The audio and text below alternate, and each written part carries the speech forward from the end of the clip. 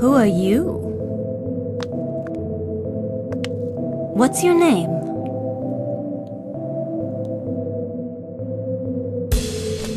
Henry.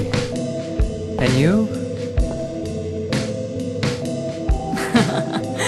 This is my dream, and you don't even know my name. It's Cynthia.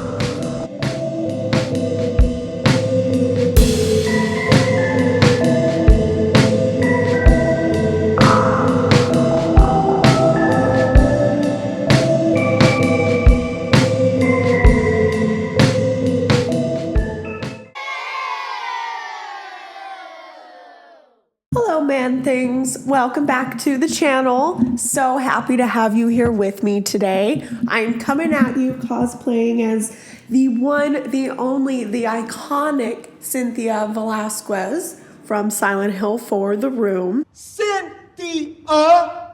Jesus died for our Cynthias! I'm dressing as Cynthia today because she's a bit scandalous, a bit edgy, and so is this hot take that I'm coming to you with today. So, gird your loins. You are most likely going to disagree with me on this because freaking everybody disagrees with me on this. I've not met a single person yet who agrees. I'm always in the minority, but I feel very strongly about what I'm about to say, as usual. Silent Hill 4: The Room is the best game in the Silent Hill franchise. Just give me a second to explain. God, I have the freaking mother of all wedgies right now. I don't know how Cynthia does this. I know that Silent Hill 2 is usually touted as the best of the series, and there's good reason for that. I completely understand that argument. Silent Hill 1, great storyline. Silent Hill 2, great atmosphere. Silent Hill 3, great specific scares throughout the game. But Silent Hill 4 is the best horror of the series. Horror that stays with you and sort of lingers with you, haunts you for pretty much forever after you play the game. At least that's my experience. I know what you're gonna say. You're gonna say, but Silent Hill 4 wasn't even supposed to be in the Silent Hill franchise. It was an original game, and then the developers tried to shoehorn it into the series. I am aware of that, and I don't care. I think that people sort of blow that fact out of proportion. I'm not sure it really matters that much. I think that it's sort of a double-edged sword where those things that you could argue make it sort of undeserving of being called canon and that sort of separate it from the rest of the series. I think that that's also what makes it so terrifying. A lot of the appeal for the other games, and this goes for myself included, I love this about the other games, that the town is almost its own character. The town is not static. It is dynamic and it moves and grows and changes with the characters. The thing about Silent Hill 4, Henry Townsend is just a regular guy. He has nothing to do with Silent Hill before moving to the South Ashfield apartments. He happened to wind up in apartment 302. And apartment 302 is intimately tied with Silent Hill, but it's not because of Henry. Henry has nothing to do with it at first. For the first 3 Silent Hill games, like, yeah, it's scary, the idea of this town, but in your mind, you can kind of say, like, okay, well, that's just confined to Silent Hill. Like, as long as I never go to Silent Hill, I'll probably ostensibly be fine, right? It's not like it plucks somebody out of Malibu, California and forces them to visit this eerie town in Pennsylvania. When you're playing the game, and when you're thinking about it later, you can kind of say to yourself, like, well, that horror is contained to the town. It's kind of like the glass box that they keep the Annabelle doll in the Conjuring movies. This is this really scary, horrible thing, but it's contained. As long as you don't open the box and mess with the doll, it's not going to hurt you. And it's kind of the same with Silent Hill. It's like, as long as you don't go to that town, you should be fine. That is not the case for Silent Hill 4. Henry is just this normal, average guy.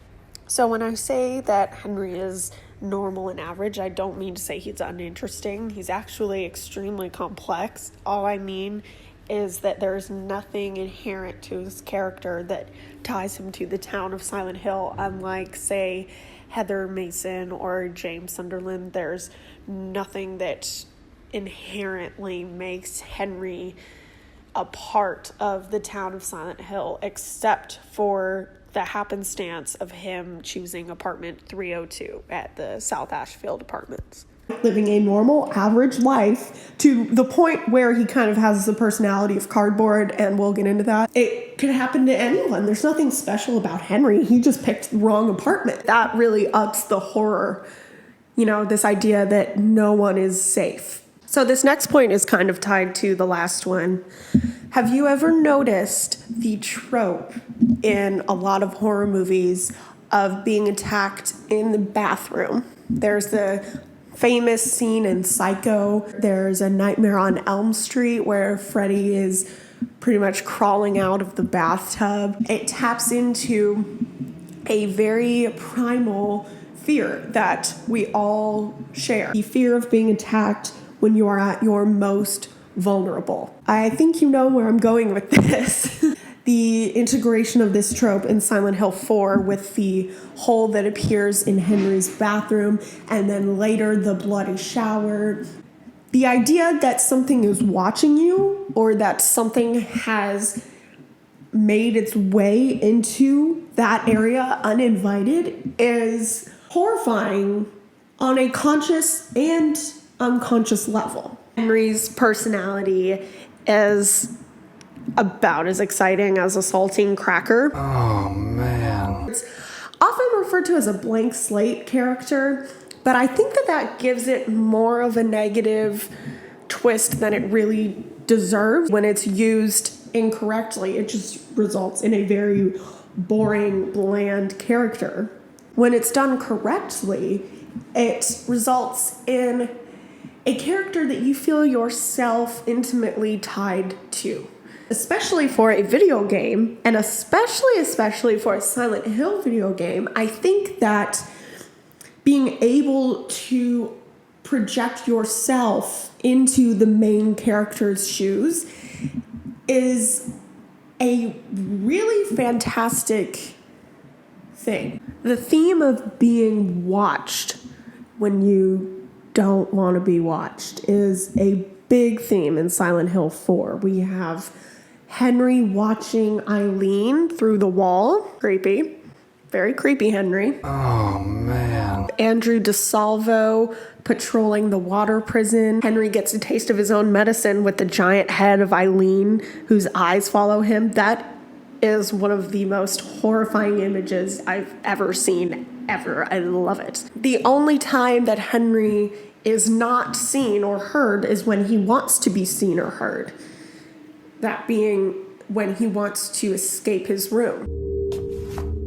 How's it going with room 302? Well, I just tried to open it up, but it looks like something's blocking it from the inside. When I first played this game, I was living in Austin, Texas, and I was living alone. I was in room 307, but there was a 302 on my floor. I used to walk by room 302 every day. I used to always think to myself, this could very well be happening in there. What's happening to Henry could very well be happening to someone in that room, and I would have no idea. That's what makes it so scary. The people on the outside have no idea what's going on. Well, anyway, I just slipped a note under his door. Don't worry about it too much. There are a lot of strange things in this world. The umbilical cord I keep in a box in my room. Lately, it's started to smell terrible. What? What the fuck? he is visible to all this darkness that has invaded his space, but he is invisible to Eileen, to the superintendent, to anybody who walks past his apartment and knocks on his door. He is completely invisible to them. It's just a really brilliant play on insecurities of both being watched and not being watched. Okay, next point. Obviously, all the Silent Hill games have Japanese elements. Konami is a Japanese company. Silent Hill 4 really embraces its J-horror origins, like the Onryo. I can't think of anything else that is more horrifying than an Onryo, honestly. The scene where Cynthia returns as a ghost by the turnstiles of the subway is probably the most scared I've ever felt while playing a game.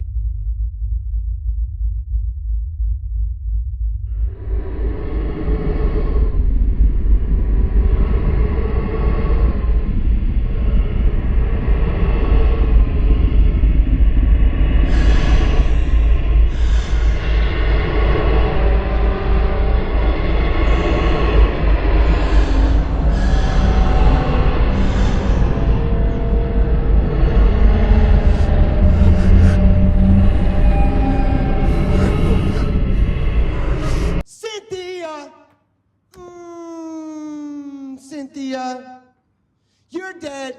You are dead. Are you okay? The incorporation of J-horror in Silent Hill 4, I think, just puts it in a cut above the other games. The artwork for the soundtrack is a very traditional Oriental style. Next point, the first-person point of view and why it's so important. Silent Hill 4 is the only game in the Silent Hill franchise that makes use of a first-person camera point of view in addition to a third-person camera point of view.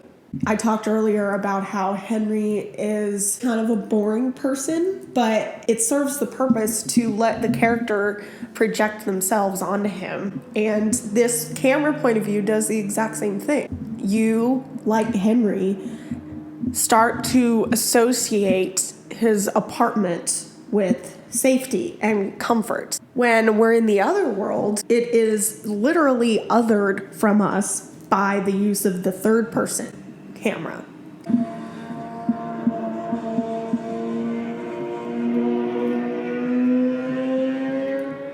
He is not getting a special favor later. The first person point of view in the apartment, it helps us become very attached to the room and to see it as a sort of reprieve from the hellish landscape of the other world. The apartment, by contrast, has very muted colors. It's very quiet. Your health regenerates. You get to just kind of regroup, and it feels like sort of this safe space. You get so spoiled by that when those things start to disappear, it feels very visceral and it feels very personal when your health no longer regenerates, your TV turns itself on and off, things start appearing in the walls.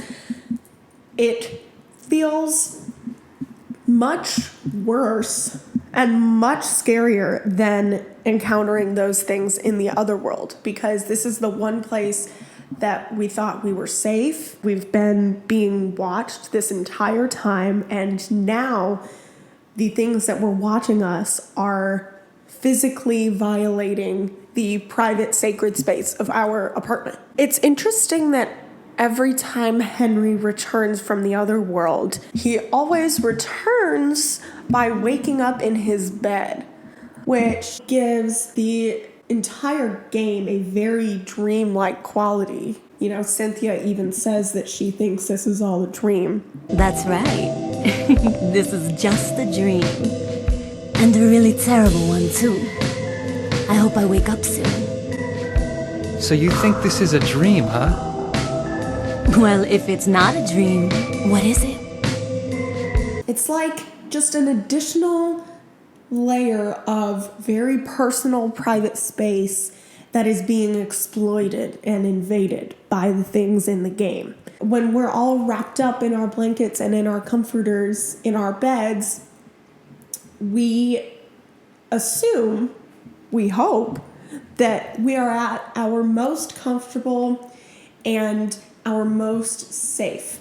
When Henry wakes up from the other world in his bed, it is a complete violation of that comfort and safety that we've come to expect. I almost feel entitled to Henry's apartment being this place where we can go and regroup and relax. And so when that disappears, the player really experiences what Henry has been experiencing all along. It's like you take for granted that your apartment, your bathroom, your bedroom, your kitchen, it's all your personal, private, safe space.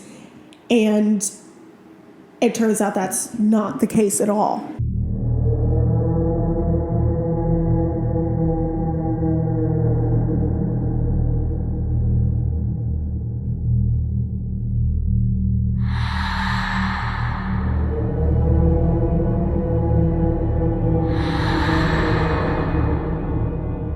It's this weird hybrid of his private apartment being infused with this sense of complete otherness. This room has a long history and a long identity that has nothing to do with Henry. So when Henry moves in a way, he is the other that is violating the private, complicated history of the room. Just like the game plays with the duality of visibility and invisibility, it plays with the duality of otherness versus sameness. Henry is the rightful owner of the apartment, but he's also an other in the apartment. Another thing I wanted to talk about is the music. Akira Yamaoka is once again the composer of the soundtrack for Silent Hill 4. I think this is his best work. When you hear this,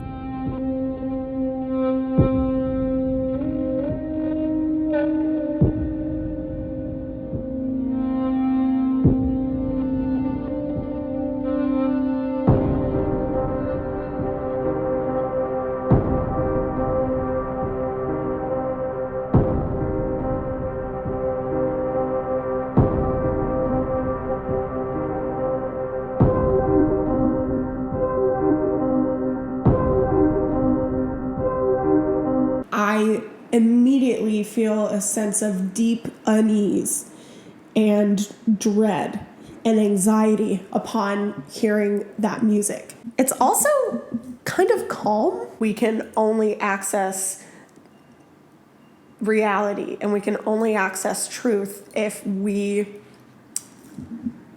contemplate death. If we really force ourselves to push past the anxiety of death and the knowledge that we're all going to die, if instead of avoiding that, we embrace it and really pick it apart and think about what it really means, Heidegger says that that is the pathway to understanding everything, pretty much. I guess the last thing I'll say, when Henry's in his apartment, when you're in first-person perspective, you can look out the windows and you can see into other apartments. You can see them doing perfectly innocuous, normal, ordinary activities.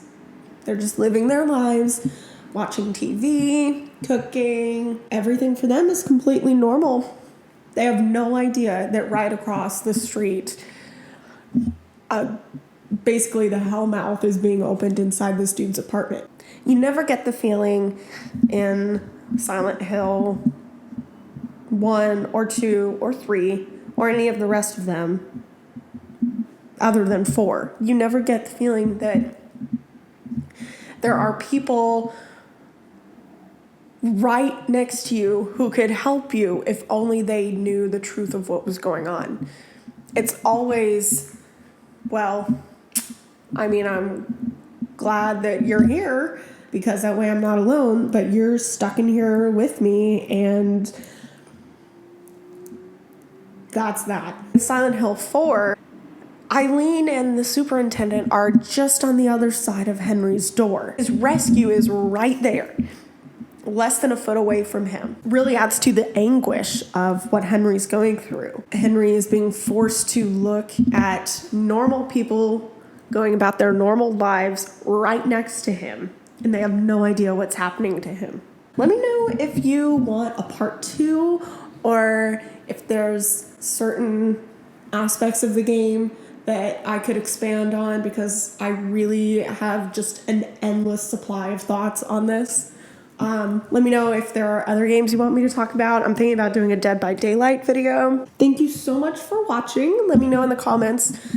Do you love Silent Hill 4? Do you hate Silent Hill 4? Do you think it's just okay? Do you think it deserves to be canon? Does it not deserve to be canon? Yeah, that's pretty much it. Thank you so much for watching, and I'll see you in the next one.